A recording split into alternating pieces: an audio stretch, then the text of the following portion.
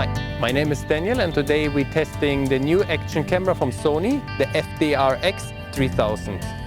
What is very nice about the Sony camera and what I like with the small little gadgets, it is really very easy to understand. The menus are very easy to understand, so you don't need to read manuals or whatever. You start the camera, if you are a little bit familiar with the toys, you know how to use it in no time.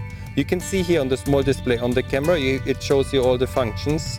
Wi-Fi is on, GPS is on, battery status. You record in MP3 30 frames per second. Image stabilizer is on. And then you're certainly wondering why this little icon is blinking here. Is one thing what happens to me all the time with the new cameras and the micro SD cards. I never really know which way to fit them, and that's also what happened here. The only reason is I fit the SD card, the micro SD card, the wrong way around. So I just put the card the other way around. The camera shows now the recording time and no more blinking or warning from the icon. If you remove the card completely, it will also tell you no card.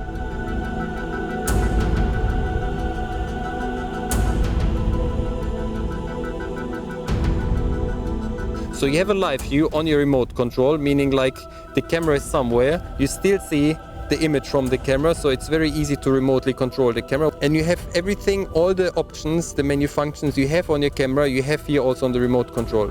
If you go in the menu, you have all the functions. For example, here you have like all your settings for the video recording, it's HD. At the moment I'm here in the setting for time-lapse. What is also an amazing feature because you can do 4K time-lapse recordings.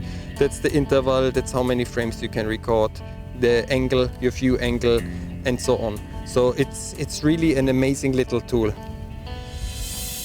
The Sony FDR X3000 comes with a lot of extra accessories you can buy for the camera to fit it in any place you might think of.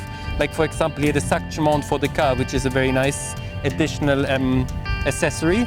But in the box already it comes with the waterproof housing, which is not only good for diving, also if you go in harsh environment like snow or desert, especially here with a lot of sand and wind, it's great to protect the camera. The Sony Action Cam is also very good if it comes to low light.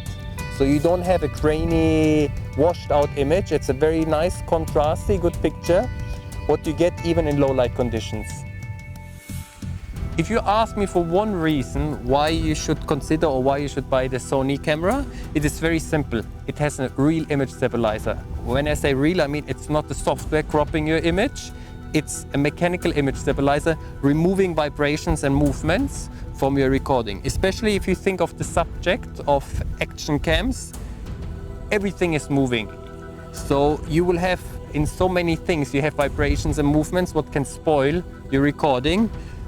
Not with the Sony anymore. It removes a lot of movement and therefore it separates the Sony from all the other action cameras on the market.